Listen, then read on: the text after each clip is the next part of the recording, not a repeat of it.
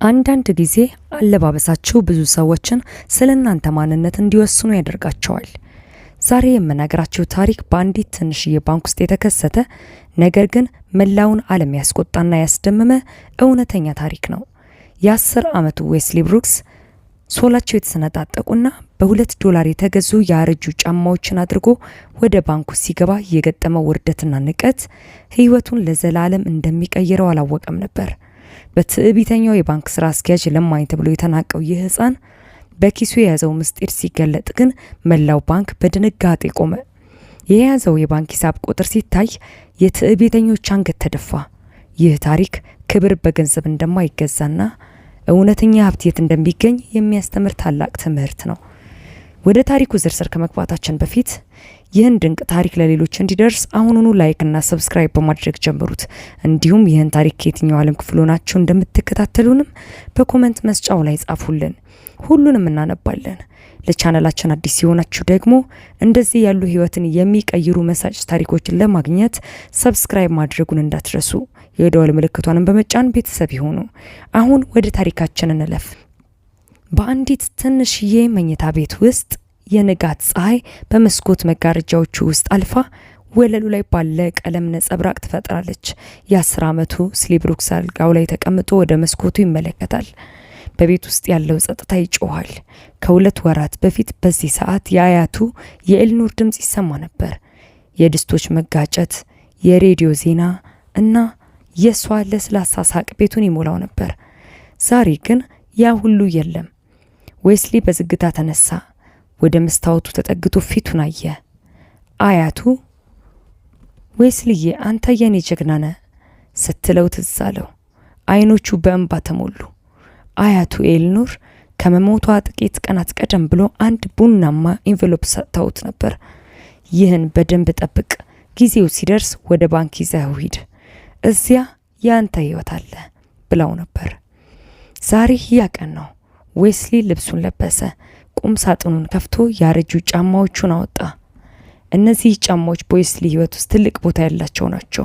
አያቱ ባለፈው የጸደይ ወቅት ከአንድ ያገለግሉ እቃዎች መሸጫ $2 የገዛችለት ናቸው። ጫማዎቹ ያረጁ ናቸው። ሶላቸው ተሰነጣጥቋል። ማሰሪያቸውም ተበጣጥሷል።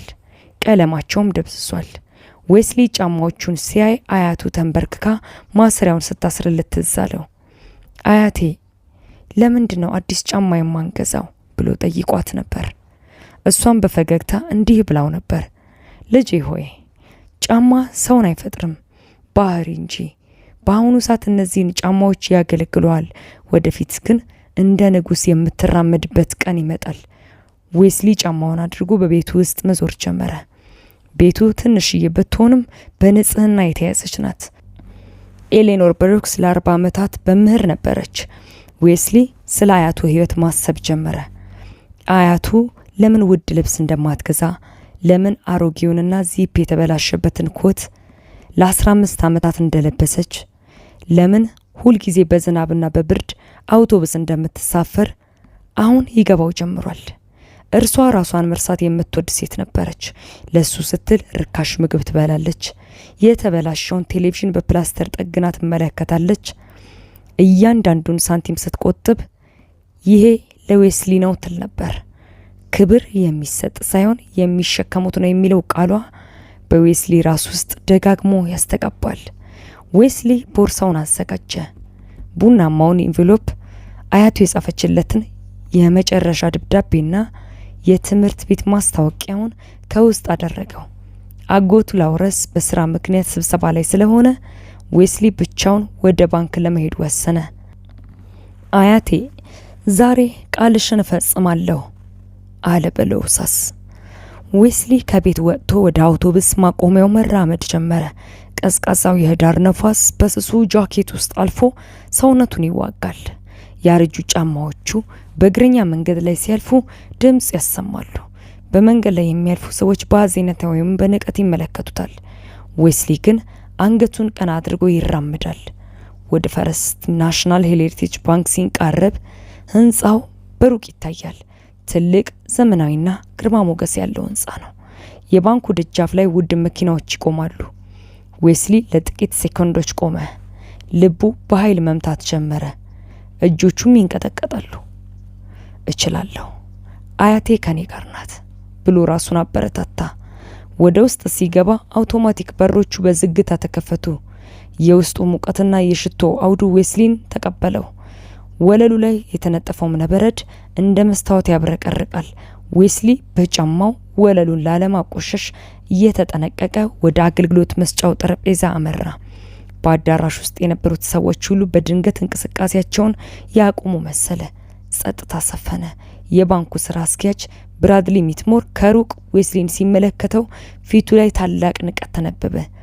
ታሪኩ እዚህ ጋር ይጀምራል። ዌስሊ በዚያ ግዙፍና የሀብታም ቦታ ውስጥ ባረጁ ጫማዎቹና በታላቅ ክብሩ ቆሟል። ዌስሊ አሁን የቆመው በገንዘብና በንቀት መካከል ነው። አያቱ ኤሊኖር ያቆየችለት ምስጢርና ያረጁት ጫማዎቹ ዛሬ ታላቅ ፈተና ይጠብቃቸዋል። ብራድሊ ሚትሞር ወደሱ እየመጣ ነው። የንቀት ፈገግታው ከሩቅ ይታያል። ዌስሊ ግን አሁንም ቡናማውን ኢንቬሎፕ ወደ ልቡ አስጠግቶ ይዟል። ዌስሊ በባንኩ መካከለኛ አዳራሽ ውስጥ ቆሟል። የእግሮቹ መንቀጥቀጥ ከጫማዎቹ አልፎ እስከ መላ ሰውነቱ ይሰማዋል። በአዳራሽ ውስጥ ያለው አየር በውድ ሽቶዎችና በአየር ማቀዝቀዣው ቀዝቃዛ አየር ተሞልቷል። ግድግዳዎቹ በእብነበረድ የተለበጡ ናቸው። ጣራው ላይ የተንጠለጠሉ የክሪስታል መብራቶች በአዳራሽ ውስጥ ያለውን ሁሉን ነገር እንደ ጌጥ ያብረቀርቁታል። በዙሪያው ያሉት ደንበኞች እርስ በርሳቸው በለስላሳ ድምጽ ያወራሉ። የሳቃቸው ድምጽ የሰለጠነና የረጋ ነው። ዌስሊ ግን በዚያ ቦታ ላይ እንደ ባዕድ ተሰማው። የለበሰው ያረጀ ጃኬት ከሰውነቱ በላይ ሰፍቶ ይታያል። ጫማዎቹ ደግሞ በዚያ በሚያብረቀርቅ ወለል ላይ እንደ ትልቅ እድፍ ተቆጥረዋል። የባንኩ ስራ አስኪያጅ ብራድሊ ሚትሞር ከቢሮው ወጣ። ብራድሊ የ40 ዓመት አጋማሽ ላይ ያለ ጸጉሩ በጥንቃቄ የተከረከመና ውድ የሆነ ጥቁር ልብስ የለበሰ ሰው ነው። የእጅ ሰዓቱ በብርሃኑ ሲመታ ያንጸባርቃል። ብራድሊ ለዚህ ባንክ 15 ዓመታትን ሰጥቷል። በእርሱ እይታ ደንበኛ ማለት በኪሱ ያለው የገንዘብ መጠን እንጂ ማንነቱ አይደለም። ብራድሊ ዌስሊን ሲያየው ቆመ። ፊቱን አጨማደደ። ልክ እንደ ቆሻሻ ነገር የሚጸየፍ ይመስላል። በዝግታ ወደ ዌስሊ እየተራመደ መጣ። እያንዳንዱ እርምጃው እዚህ ምን ሰራለህ የሚል ጥያቄ ያዘለ ይመስላል። ዌስሊ በደረቀ ግሮሮ ይቅርታ ጌታዬ፣ የባንክ ሂሳቤን ማየት ፈልጌ ነበር አለ። ድምፁ በጣም ዝቅተኛ ነበር። ብራድሊ ሳቁን መቆጣጠር አልቻለም። የሂሳብን ቀሪ? ድምፁ በአዳራሽ ውስጥ ካለው ጸጥታ ጋር ተጋጭቶ አስተጋባ። በዙሪያው የነበሩ ደንበኞች ሁሉ ንግግራቸውን አቁመው ወደ ሕፃኑ ተመለከቱ። ልጄ ሆይ፣ ይሄ ፈርስት ናሽናል ሄሪታጅ ባንክ ነው። እኛ እዚህ ሚሊዮኖችን ነው የምናንቀሳቀሰው። እርዳታ የምትፈልግ ከሆነ ከ2 ብሎክ በኋላ የጎዳና ልጆች ማዕከል አለ አለው። ዌስሊ ፊቱ በሀፍረት ቀላ። አይ ጌታዬ፣ እኔ እዚህ ሂሳብ አለኝ፣ አያቴ ናት የከፈተችልኝ አለና ቡናማውን ፖስታ አወጣ። ብራድሊ በንቀት ፖስታውን ተመለከተ። አያትህ ብሎ በድጋሚ ሳቀ። እስቲ ንገረኝ፣ አያትህ የት ነው የምትሰራው? ወይስ የአንድ ትልቅ ኩባንያ ባለቤት ነበረች ብሎ በፌዝ ጠየቀው። በአዳራሹ የነበሩት ደንበኞች በዌስሊ ላይ መሳለቅ ጀመሩ። አንዱ ሀብታም ደንበኛ ይህ ልጅ እኮ ቦታውን አገማው፣ ጫማውን ተመልከቱት ሲል ጮኸ።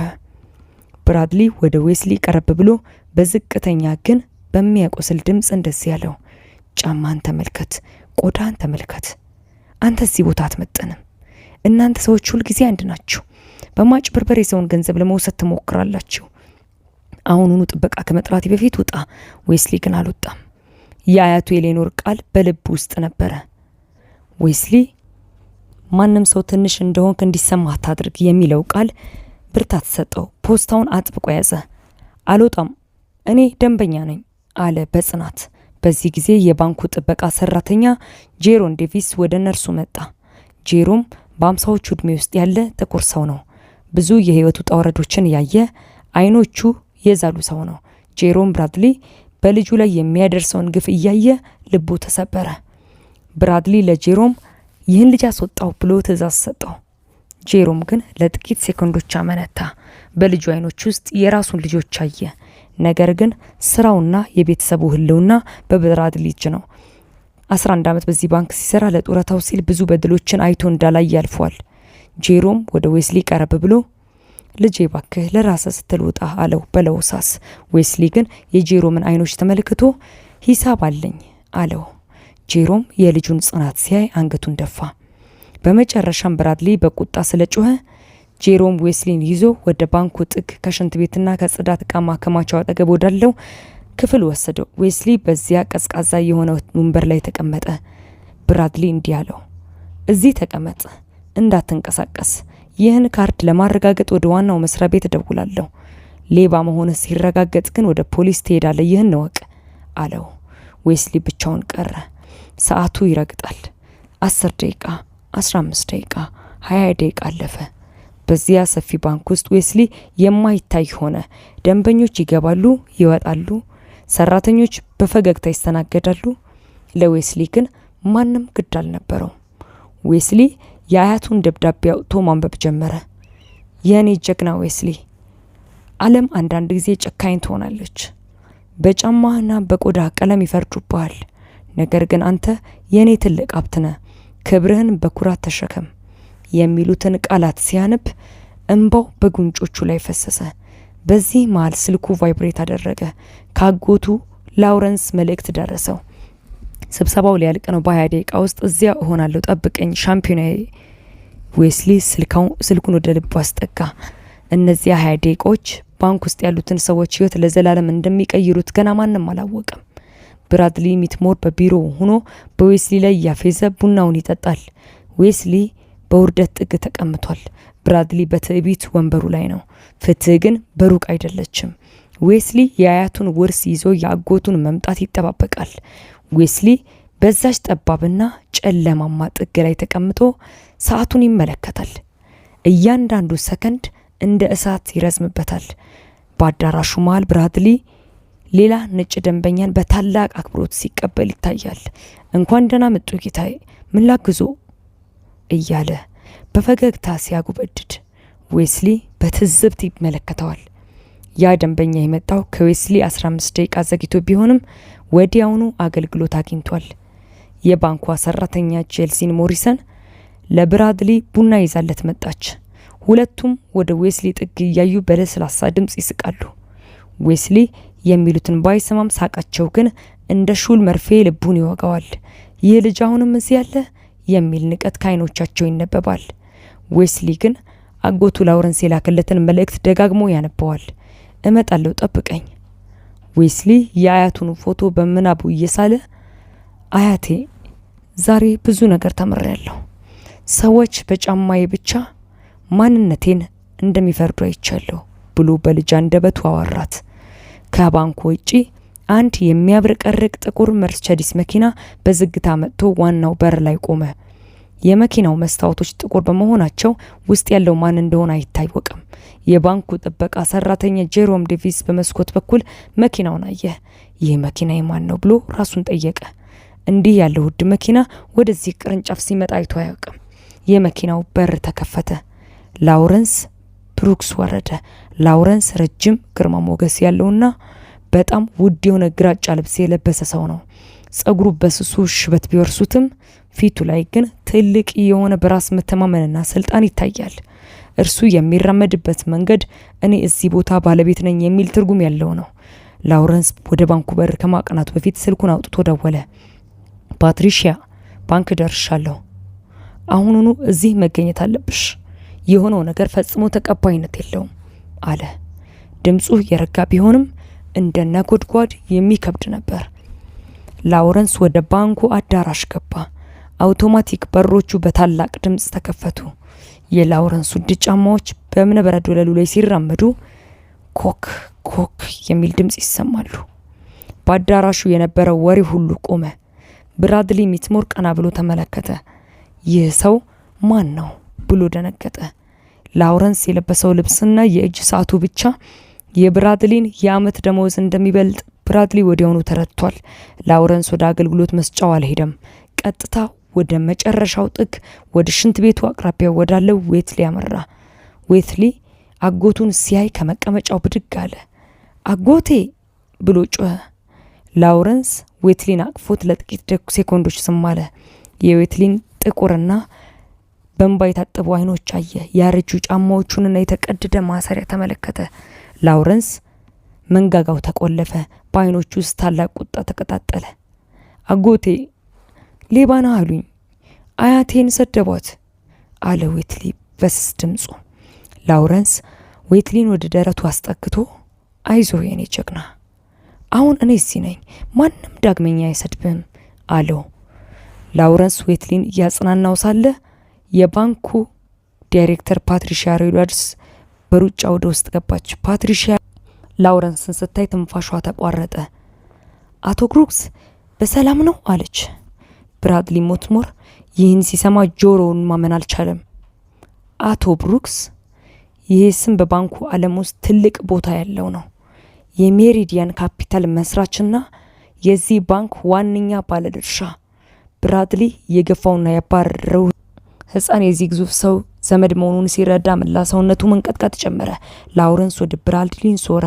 በዚያ ሰፊ አዳራሽ ውስጥ የነበሩት ደንበኞችና ሰራተኞች ሁሉ ትንፋሻቸውን ዋጡ።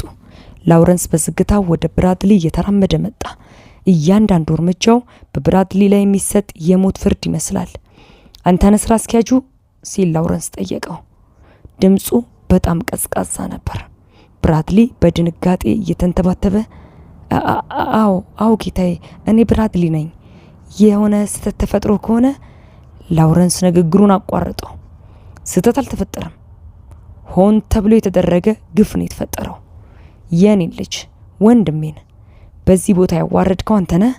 ብራድሊ ሊመልስ ሲል ፓትሪሺያ ጣልቃ ገባች። አቶ ብሩክስ እባክዎ ይቅርታ ያድርጉልን፣ ወዲያውኑ እናስተካክላለን። ላውረንስ ግን አይስተካከልም ፓትሪሺያ፣ የሰው ልጅ ክብር አንዴ ከቆሰለ በኋላ ይቅርታ በሚል ቃል አይጠገንም። አሁን የዚህን ሕፃን ሂሳብ በሰው ሁሉ ፊት እንድታረጋግጥልኝ ይፈልጋለሁ አለ። አሁን ጨዋታው ተቀይሯል። ዌስሊ ከአጎቱ ጎን በኩራት ቆሟል። ብራድሊ ግን የቆመበት መሬት እየራደበት ነው። አዳራሽ ውስጥ የነበሩት ደንበኞች በአፍረት አንገታቸውን ደፉ። ቀጥሎ የሚገለጠው እውነት ሁሉንም ሰው ጉድ የሚያሰኝ ይሆናል። ላውረንስ ብሩክስ የዌስሊን እጅ አጥብቆ እንደያዘ ወደ አገልግሎት መስጫው ጠረጴዛ አመራ። በባንኩ አዳራሽ ውስጥ የነበረው ጫጫታ ቆሟል። ሁሉም ደንበኞችና ሰራተኞች ትንፋሻቸውን ዋጥ አድርገው የሚሆነውን ይጠባበቃሉ። ብራድሊን ሞትሞር ከጠረጴዛው ጀርባ ቆሞ ላቡ በግንባሩ ላይ ይወርዳል። እጆቹ ይንቀጠቀጣሉ። ፓትሪሺያ ኤድዋርድስ በቁጣ የተሞላ አይን እያየች ከጎኑ ቆማለች። ላውረንስ በረጋ ድምጽ ግን በሚያስፈራ ቃላት እንዲህ አለ። የወንድሜን ልጅ የባንክ ካርድ ሌባ ነው ብለው ወርውረው ነበር። አሁን ይህ ካርድ የማን እንደሆነና በውስጡ ምን ያህል እንዳለ ለሁሉም ሰው እንድታሳይ ይፈልጋለሁ። ብራድሊ በድንጋጤ እየተንተባተበ ጌታዬ፣ እኔ ምርመራውን ተከትዬ ነው ሊል ሲሞክር ፓትሪሺያ አቋረጠችው። ብራድሊ አሁኑኑ ሂሳቡን ክፈተው አለችው። ብራድሊ በሚንቀጠቀጡ ጣቶቹ የዌስሊን ካርድ አንስቶ ኮምፒውተሩ ላይ ያስገባ። የይለፍ ቃሉን መታ። ኮምፒውተሩ መረጃውን እስኪያወጣ ያሉት ጥቂት ሴኮንዶች ለአዳራሹ ታዳሚዎች 1 ዓመት ያህል ረዘሙ። በመጨረሻም ስክሪኑ ላይ መረጃው በደመቀ ሁኔታ ወጣ። ብራድሊ ስክሪኑን አየና ድንጋጤው በረታ። አይኖቹ ከጉድጓዳቸው ሊወጡ ደረሱ። አፉ ተከፍቶ ቀረ። በስክሪኑ ላይ የሚታየው ቁጥር 487,263 የአሜሪካን ዶላር ነበሩ። ፓትሪሺያ ቁጥሩን ስታየው ራሷን ያዘች። $500,000 ገደማ አለች በሹክሹክታ። በአዳራሹ የነበሩ ደንበኞች ይህን ሲሰሙ የእርስ በርስ ወሬያቸው ጨመረ። ይህ ሕፃን እንዲህ ያለ ሀብት አለው እያሉ ተደምነቁ። ላውረንስ ወደ ደንበኞቹ ዞረ። ድምፁ በአዳራሹ አስተጋባ። ይሄ ቁጥር ዝም ብሎ የመጣ አይደለም አለ። ይሄ ቁጥር ለ40 ዓመታት መምህር የነበረችው የእናቴ የኤሊኖር ብሩክስ ሕይወት ነው። እናቴ ያረጀ ኮት ለ15 ዓመት የለበሰችው፣ ዝናብና ብርድ ሳይላት በአውቶቡስ የተሳፈረችውና ራሷን የረሳችው ለዚህ ቀን ነው። ዌስሊ ወደፊት እንዳይቸገር ኮሌጅ እንዲገባና ትልቅ ሰው እንዲሆን ተርባና ተጠምታ የቆጠበችው ገንዘብ ነው። ላውረንስ ወደ ብራድሊ ተጠግቶ እንደዚህ ያለው፣ አንተ ግን ይህንን ሁሉ መስዋዕትነት በጫማው ምክንያት ብቻ የሌባ ነው አልከው። የሰው ልጅ ክብር በገንዘብ እንደሚለካ አሰብክ? እናቴ ብትመጣ ኖሮ እሷንም እንደዚሁ ታዋረዳት ነበር አይደል? ብራድሊ አንገቱን ደፋ። የሚለው ቃል ጠፋው። የዌስሊ ያረጁ ጫማዎች አሁን በባንኩ አዳራሽ ውስጥ እንደ ታላቅ የድል አርማ ተቆጠሩ። ፓትሪሺያ ኤድዋርድስ ወደ ብራድሊ ዞረች። ብራድሊ፣ አሁን ወደ ቢሮዬ እንሂድ። የፈጸምከው ስህተት ይቅርታ የሌለው ነው አለችው። ብራድሊ በውርደት ራሱን ደፍቶ ከጠረጴዛው ጀርባ ወጣ። በዚህ ጊዜ ዌስሊ ወደፊት ቀረብ አለ። አሁንም የአያቱን ደብዳቤ በእጁ ይዟል። አጎቴ አለ ዌስሊ፣ አያቴ የነገረችኝ እውነት ነበር። ክብር በውስጥ ነው የሚመጣው። ላውረንስ የዌስሊን ትከሻ መታ አደረገው። አዎ ጀግናዬ፣ ዛሬ አያት ባንተ ኩራት ይሰማታል። የባንኩ ሰራተኞችና ደንበኞች በዝምታ ተመለከቱ። ያ 6 ሰዓታት በፊት ይሳለቁበት የነበረው ሕፃን አሁን በአዳራሹ ውስጥ ትልቅ ሰው ሆኗል። የጥበቃ ሰራተኛው ጄሮም ዴኒስ ከርቀት ቆመው ዌስሊን እያየ ፈገግ አለ። በልቡ ግን ትልቅ ውሳኔ ያሳለፈ። ዳግመኛ ለስራውና ለደሞዙ ሲል በበደል ፊት ዝም ላለ ማለት። እውነት ተገልጧል። ውሸትና ትዕቢት ወድቀዋል። ዌስሊ የአያቱን መስዋዕትነት ዋጋ እንዳለው ለዓለም አሳይቷል። ነገር ግን የብራድሊ ቅጣትና የባንኩ ለውጥ ገና አላበቃም። በብራድሊ መዝሙር ሰፊና ዘመናዊ ቢሮ ውስጥ አየሩ ቀዝቅዟል። ፓትሪሺያ ኤድዋርድስ በብራድሊ ወንበር ላይ ተቀምጣለች። ይህ ራሱ ትልቅ ትርጉም አለው። ስልጣኑ ከእጁ መውጣቱን ያሳያል። ላውረንስ ብሩክስ በመስኮቱ በኩል ወደ ውጭ እየተመለከተ ቆሟል። እጆቹን አጣምሯል። እንደ ዝምተኛ ዳኛ ይመስላል። ብራድሊ ከጠረጴዛው ፊት ለፊት ባለው የእንግዳ ወንበር ላይ ተቀምጧል። ይህ ወንበር ደንበኞች ብድር ለመለመን ሲመጡ የሚቀመጡበት ዝቅተኛ ወንበር ነው። ብራድሊ አሁን ራሱን እንደ ደንበኞቹ ተላላ አድርጎ አገኘው። ፓትሪሺያ ላፕቶፑን ወደ እሷ አዞረች። ብራድሊ፣ የባንኩን የደህንነት ካሜራዎች ተመልክቻለሁ አለችው። ቪዲዮ መጫወት ጀመረ። ብራድሊ በዌስሊ ላይ ሲሳለቅ ሌባ ሲለው ጥበቃ እንዲያስወጣው ሲያዝና መላው ባንክ እንዲስቅበት ሲያደርግ በግልጽ ይታያል። የገዛ ድምፁ፣ የገዛ ንቀቱ፣ የገዛ ጭካኔው ለዘላለም ተመዝግቦ ቀርቧል። 3 ዋና ዋና የባንክ መመሪያዎችን ጥሰሃል አለች ፓትሪሺያ። ድምጿ እንደ ብረት ይከብዳል። የመጀመሪያው በዘርና ባለባበስ ላይ የተመሰረተ መድሎ፣ ሁለተኛው ያለምንም በቂ ምክንያት አገልግሎት መከልከል፣ ሶስተኛውና ከባዱ ደግሞ የሐሰት ሪፖርት ማቅረብ። ብራድሊ ቀና አለ። የሐሰት ሪፖርት? አዎ አለች ፓትሪሺያ አንድ ሰነድ እያሳየችው። ከ23 ደቂቃ በፊት ለዋና መስሪያ ቤት በላከው ሪፖርት ላይ ሕፃን ዌስሊ ብሩክስ ጠበኛ እንደነበር እንደዛተብህና መታወቂያ ለማሳየት ፈቃደኛ እንዳልነበርም ጽፈሃል። ነገር ግን ካሜራው የሚያሳየው ትህትና የተሞላበት ሕፃንና ትዕቢተኛውን አንተን ነው።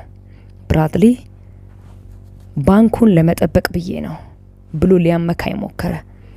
ላውረንስ ብሩክስ በዝግታ ዞረ። ባንኩን ሳይሆን ጭፍን ጥላቻን ነው የጠበቅከው አለው። የኔ ዘመድ ባይሆን ኑሮ ዛሬ ይህ ሕፃን በሐሰት ክስ ፖሊስ ጣቢያ ያድረ ነበር። በሰው ህይወት ላይ መቀለድ መቼ ነው ባህል የሆነው? ፓትሪሺያ ስክሪፕቷን አኖረች። ብራድሊ ሚትሞር ከዛሬ ጀምሮ ያለ ደሞዝ ከስራ ታገዳል። የአመቱ መጨረሻ ቦነስ $35,000 ተሰርዟል። የሰው ኃይል አስተዳደር ምርመራውን ነገ ይጀምራል።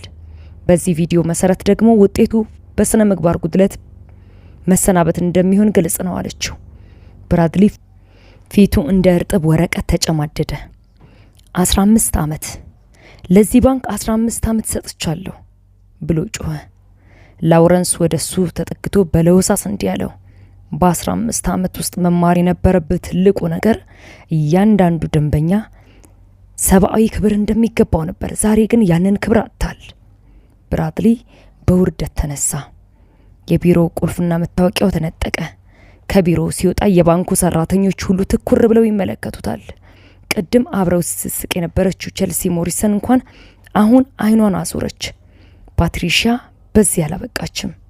ቼልሲን ወደ ስብሰባ ክፍል ጠራቻት። ቼልሲ፣ አንቺ አልጀመርሽውም፣ ግን ተባብረሻል። ዝምታሽ ግፍን ደግፏል አለቻት። ቼልሲ እያለቀሰች ይቅርታ ጠየቀች። በሪኮርዷ ላይ ጥቁር ነጥብ ተጣለባት። ስልጠና እንድትወስድም ተወሰነ። ጥበቃው ግን ከላውረንስ ጋር በአዳራሹ ውስጥ ብቻቸውን ቀሩ። ላውረንስ ስልኩ ሲወድቅ አንስተህ ሰጥተኸዋል አለው።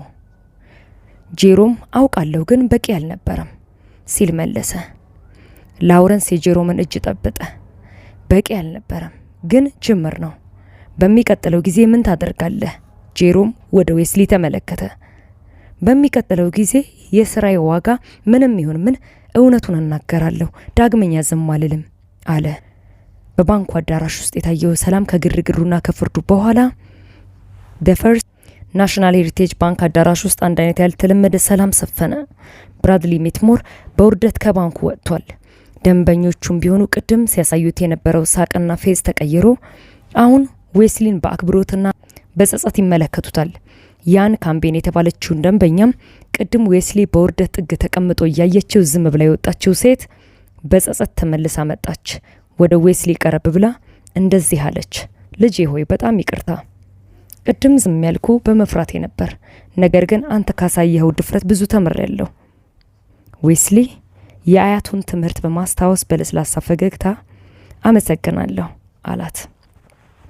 ይቅርታ ሰውን ነፃ እንደሚያደርግ በዚያች ቅጽበት ተረዳ። ላውረንስ ዌስሊን ይዞ ከባንኩ ማረፊያ ክፍል አመራ። ፓትሪሺያ ኤድዋርድስም አብራቸው ተቀመጠች። አቶ ብሩክስ አለች ፓትሪሺያ፣ ይህ ታሪክ በባንካችን ታሪክ ውስጥ ትልቅ ጠባሳ ጥሏል። ነገር ግን ይህን ጠባሳ ወደ መልካም ነገር መቀየር እንፈልጋለን። እናት ኤሊኖር ለዚህ ልጅ ያደረገችው መስዋዕትነት ለሁላችንም ትልቅ ትምህርት ነው። ላውረንስ ወደ ዌስሊ ዙሮ ዌስሊ አያትህ ይህን ገንዘብ ስትቆጥብ ላንተ ብቻ አልነበረም አለው። እሷ የምትፈልገው አንተ ተምረህ ሌሎችን አንተን የመሰሉ ልጆች እንድትረዳ ነው። እዚህ ጋር ነው ታላቁ ውሳኔ የተላለፈው። ፓትሪሺያና ላውረንስ በመመካከር አንድ አዲስ ፕሮጀክት ይፋ አደረጉ። የኤሌኖር ብሩክስ መታሰቢያ ትምህርት ፈንድ። ባንኩ በየአመቱ ከፍተኛ መጠን ያለው ገንዘብ በመመደብ እንደ ዌስሊ ያሉ አቅም የሌላቸው ግን ጎበዝ ተማሪዎች የከፍተኛ ትምህርታቸውን እንዲከታተሉ ለማድረግ ወሰነ። ዌስሊ $500,000 ገደማ የሚሆነውን የባንክ ሂሳብ ስሪን አይቷል። ያ ገንዘብ አዲስ ቤት፣ ውድ ልብሶችና አዳዲስ ጫማዎችን ሊገዛለት እንደሚችል ያውቃል። ነገር ግን አያቱ ያስተማረችው ሌላ ነገር ነው። አጎቴ አለው ዌስሊ፣ ይህ ገንዘብ የአያቴ ላብና ደም ነው። እኔ ይህን ገንዘብ ለማይረባ ነገር አልጠቀመውም። መምህር መሆን እፈልጋለሁ ልክ እንደ አያቴ። ላውረንስ በኩራት የዌስሊን ትከሻ አቀፈው። ትሆናለህ ጀግናዬ። አያትህ ዛሬ በሰማይ ሆና በደስታ እያየችህ ነው። ያረጁ ጫማዎች ዛሬ ወደ ወርቅ ተቀይረዋል። ከባንኩ ከመውጣታቸው በፊት ዌስሊ ወደዚያ ጥግ ወደ ሽንት ቤቱ አጠገብ ወዳለው ወንበር ተመለከተ። በዚያ ወንበር ላይ ተቀምጦ የነበረው ብቸኛና የተሰበረ ሕፃን መሆን የለም። በምትኩ በራሱ የሚተማመን የወደፊት ተስፋ ያለው ጀግና ቆሟል። ጥበቃው ጄሮ በሩን ከፈተላቸው። ደህና ሁኑ አቶ ብሩክስ፣ ደህና ሁኑ ዌስሊ አለ ጄሮም በታላቅ አክብሮት። ዌስሊ የጄሮምን እጅ ጨበጠ። በሚቀጥለው ጊዜ ስንገናኝ እንደ ንጉስ ትቀበለኛለህ ብላኝ ነበር አያቴ። ዛሬ ያቀን ነበር አለው። ዌስሊ ከባንኩ ወጣ። የህዳሩ ንፋስ አሁንም ቀዝቃዛ ነው። ነገር ግን ዌስሊ አሁን ብርድ አይሰማውም። በኪሱ የአያቱ ደብዳቤ አለ፣ በልቡ ደግሞ ትልቅ ቃል ኪዳን። ብራድሊ ሜትሞር ወድቋል። ኤሌኖር ብሩክስ ግን በልጅ ልጇ አማካይነት ለዘላለም ትኖራለች። ዌስሊ ብሩክስ በክብሩ ከፍ አለ። ኤሌኖር ብሩክስ በህይወት በሌለችበት ዓለም የእርሷን ፍቅርና መስዋዕትነት ሺዎችን የሚመግቡ ዛፎች ነው በቅለዋል። አሁን ትልቁ መልእክት ክብር በገንዘብ አይገዛም፣ በትልቅ ስልጣንም አይገኝም። ክብር ማለት እያንዳንዱን ሰው እንደ ሰው ማየት ነው። አንተ ዛሬ በባንኩ አዳራሽ ውስጥ የቆመውን ህፃን ብታየው ኖሮ ምን ታደርግ ነበር? የምትስቀው፣ የምትፎግረው፣ ዝም ብለህ የምታልፈው ወይስ የምትከላከልለት? ምርጫው ያንተ ነው። ሁልጊዜም ያንተ ነው። ክብርህን በኩራት ተሸከም። የሌላውንም ክብር እንዲጠበቅ እርዳ። አመሰግናለሁ።